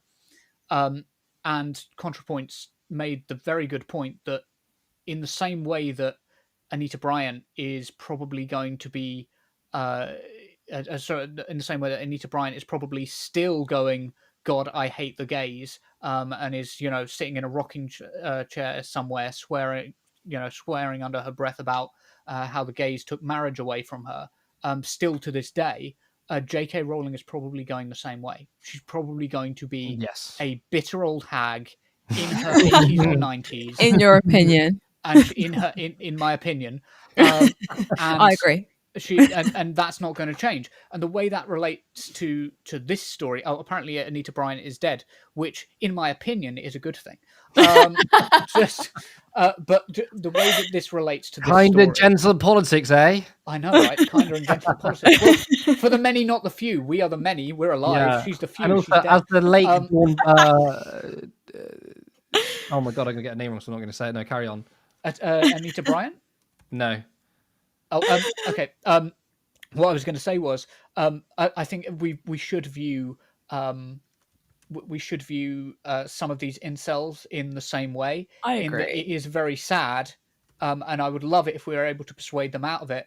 But trying to de-radicalize each of them individually is not how we're going to get. I It's not how agree. this is going to work. I agree. And you know what? Like I am you have convinced me. But I think I've always lent that way as well, where I've said I do not want to coddle. I no and we had this conversation in a live recently, Cog, where you said no one ever gets things or change by asking nicely. Like, should we ask people to stop harming us? Should we be like, please, could you stop? Like, they're going to be like, no, fuck you. Like, well, of course not. Like, that's what their attitude's going to say. So I think you're absolutely right. It's undermining the things that they look up to, undermining the people they look up to, and just continuing that momentum and getting more people on side when it comes to that, because they'll realize, oh, it's actually not cool to be listening to that guy or tuning into this pyramid scheme or whatever, and then they'll be like, yeah, I'm put off because actually I don't want to be, because people want to be liked. Like, they anyone who says they don't care about being liked is an absolute liar. People want to be liked, like, so, and they want to be part of a group. I think as human beings, we do want to be part of a collective, even though people do move in an individualist way. Like, I do genuinely believe that there is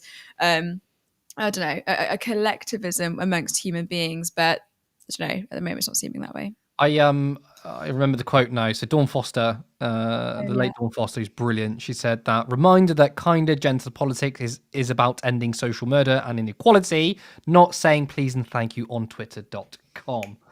I like that. Nice. I do just go for in relation to what Sarah just said. It is still perfectly valid if you want to have conversations with incels, because I do have conversations with incels. I debate them, I take apart their ideas, but I'm aware that the conversation is not the point, and also nobody should feel obligated to engage in conversations with these people, because they're not interested in the conversation, they're interested in getting one over. They're interested in, as Sartre put it, they're interested in trying to intimidate and disconcert, make you feel uncomfortable. Did you not have an existential crisis reading Sartre? Because I did. Yeah, a little bit, but I kind of already knew what you were going to say, where it was going to go. Because so I remember reading when I was 19, and I was like, "What am I doing to myself? Let me put this down." So yeah. Anyway, Spec says Dark Woke. I really am trying to manifest this destiny. Because I do think it's important. Beautiful. Let's big up Dark Woke. Natalie has gifted a 5 turn left membership. I do want to quickly say that Natalie's not in the show. She left during the discussion about Wes Streeting because she said, I can't deal with like this trauma of Wes Streeting. So she's not watching anymore, but that's completely understandable. Specs has also gifted 5 turn left membership. Thank you, Specs. Thank you. I really appreciate that. Rachel Atwood, because there's only a couple of comments left, but this is on the last story. Does anyone actually like Wes? He seems so loathsome. And the answer is I'd be surprised. No, no one likes Wes Streeting. Shut up, Wesley. Hope you've been not been picking on any more defensive 15-year-olds on the football field, Sarah. No, but I will say my body was in pain. So actually, maybe it was karma. And as Spec says, the second the Lib Dems get a whiff of power, they will betray you. And that's obviously in response to obviously you weren't endorsing the Lib Dems. You were just saying, look, we need to give Labour a bloody nose. Actually, no, I don't even like that term anymore because I want Labour to die. I don't want them injured. I want them gone. Vote Greens seem like the most viable one, but maybe if there is an election, okay, this is not my view. Maybe if there's an election where it's viable to vote Lib Dem to get rid of Labour, some might say that's the case. But Specs is absolutely right. You cannot fucking trust the Lib Dems. They will betray you. I hate the Lib Dems. So do I. I just want to because I feel like I didn't recognise what you said about Natalie. That I do hope Natalie's okay, and I'm sending her all my love because it was quite a triggering topic. Yeah. Did you want to say anything about the Liberal Democrats? No, but I don't like them, and I absolutely do agree that if they do get a whiff of power, they will absolutely betray you. They're going to backtrack on a lot of things. Like I heard today that the deputy leader of the Lib Dem Party was like, we have to look after SEND kids. I was like, you don't care about SEND kids. You don't care about special educational needs kids. You're trying to fulfill a group of people by having them hear what you think they want to hear, and the minute that you get into taste a little bit of power, I know for a fact that you're going to backtrack. So yeah. Austerity years. Yeah. Austerity years. Anya has gifted a left membership, and also Andy Carter. Thank you, Andy, legend. So thank you so much. Sorry. That looks like it's all for the comments. Wonderful. So I'm probably gonna hand Thank you so much, Curtis. Thank you. Yes, I mean, I think it's been a decent. Oh, I'm on my own, no problem. I think it's been a great show. I think I've been a little bit erratic because it's Monday, and I don't think I'm that sharp on Monday. But it's been so great. So thank you to Cog, obviously, who's joined me and given some incredible insights, and Curtis given some amazing insights in the comments. And thank you to all of you who've tuned in. I think it's been a wonderful show. Remember though to like the stream, and if you're not subscribed, then hit that button, tell a friend of a friend. We're only 100 away from 25k. How exciting! And I think we're going to reach 1 million by the end of the year. Joking. They're laughing in the back. If you want us to grow, then you can head over to turnleftmedia.co.uk/support. There is a link to our Patreon where you can support us monthly, or follow the other link to give us a one-time contribution. Alternatively, you can become a YouTube member for just 99p. But again, I'm going to remind you, do not put yourself out. There is no obligation. But thank you again. I'm Sarah Dallal, and I'll see you guys next time. Support independent media. Support social justice that's there on social media. Thank you. Turn left.